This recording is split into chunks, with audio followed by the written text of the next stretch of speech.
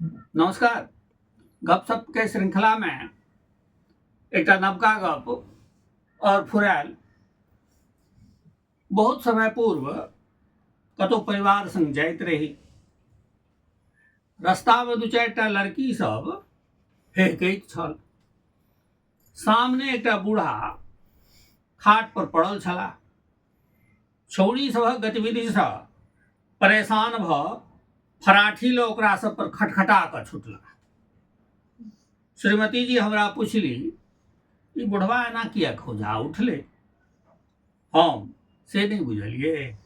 ई वृद्ध व्यक्ति जीवन के रहस्य बुझि गेल छै, तैं ओकरा एहि बालिका सभक कलरब अनर्गल लागि रहल छै। कहे के मतलब ई सब अवस्था के अपन अपन सुख दुख छै। नमस्कार।